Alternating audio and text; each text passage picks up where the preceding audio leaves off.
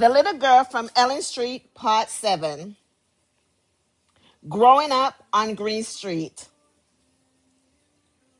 Hey everyone, it's Dimples D from the Healing Corner with Dimples D.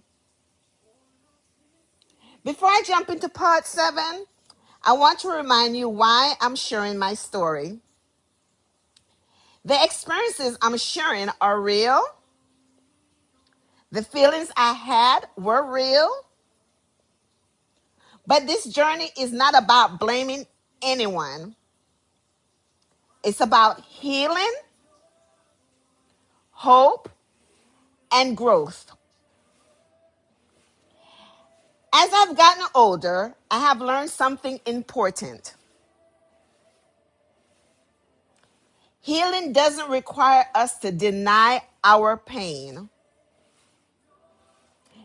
It requires us to understand it.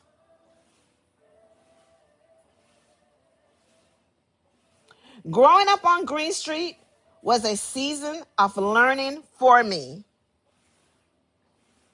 Learning about friendship, learning about family, learning about faith, and honestly, learning about myself. When I think back on those days, I remember laughter. I remember my friends. I remember running around the neighborhood like we owned the place. Because back then, every street was playing ground. I also remember things I didn't understand as a child. Things that confused me. Things that hurt me. Things that made me ask questions. But now, as an adult, I can see some of those same experiences through a different lens. Not because the hurt wasn't real, not because the experience wasn't real, but because maturity gives us perspective. One lesson Green Street taught me is this: life is not a sprint, it's a marathon. And looking back now, maybe God was preparing me for a marathon all along. So come walk down memory lane with me as we continue The Little Girl from Ellen Street, Part 7. Growing up on Green Street. Let's get into it. After we settled in life in America, things slowly started feeling normal. We lived in a neighborhood where everybody seems to know everybody. There was Green Street, there was McAllen Street, there was Charleston Street, and there was a teen center down the road. Little by little, I started making friends. There was Titus, Alfred, Cecilia, Lataya, and my good friend Dina. Now, I don't remember every game we played. I don't remember every adventure we had, but I remember the feeling. It felt like a community.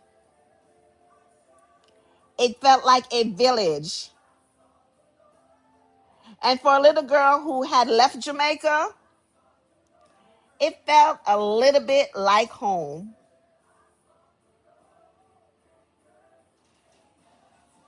As children, we spend our days doing what children do: playing, laughing, getting into trouble. And trust me, my brother Pancho and I knew a thing or two about getting into trouble. One thing I learned very quickly was that my father was not a man to play with.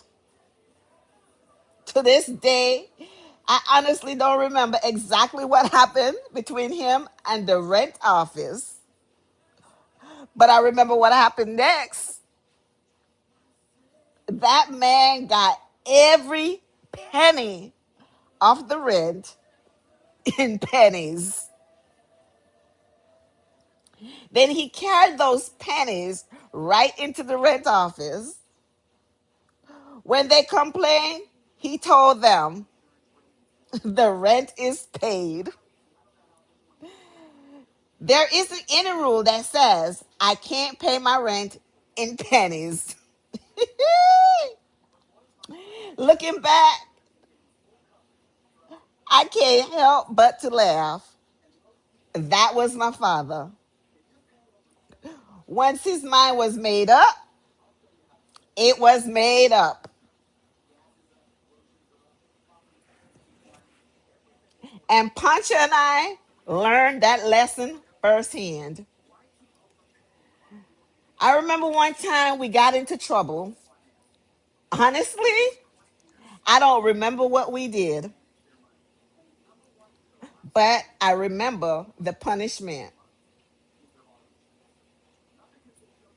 Looking back as an adult, I understand our parents were doing what they knew.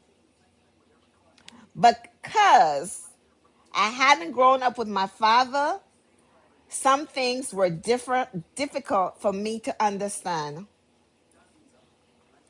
Sometimes I wish there had been more conversations, more explanation, more understanding. Not because we shouldn't have been corrected, but because understanding the lesson mattered too. I also remember one day being frightened enough to run away from home. I ran to Dina's house. Her family welcomed me in, but they weren't about to let me stay. Before long, Dina's mother took me right back home. Looking back now, I realized that was the village mentality. The adults looked out for all of us. They corrected us, they protected us, and they made sure we got back where we belonged. Through it all, Dina remained my friend. We even ran track together. She was the fast one in the sprints. I prefer long distance running. Looking back now, maybe that should have been a sign. My life was never a sprint, it was always a marathon. Another big part of our childhood was church. Every Sunday, we were expected to attend. Now, Pancha had his own idea. Sometimes he would drop me off at church, take my offering money, disappear,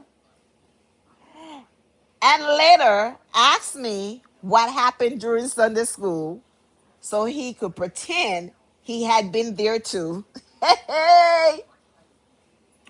For a while, his plan worked until one day it didn't. A woman from church who knew our family asked my mother why Pancho wasn't attending. Let's just say that didn't end well. Growing up, siblings had a way of getting each other into trouble without even trying. One of my strongest memories from Green Street was becoming a young woman. My mother and her sister had traveled back to Jamaica. My uncle was helping taking care of me. One day I noticed I was bleeding. Nobody had explained what was happening. I thought something was wrong. Someone handed me a centenary napkin and told me to use it.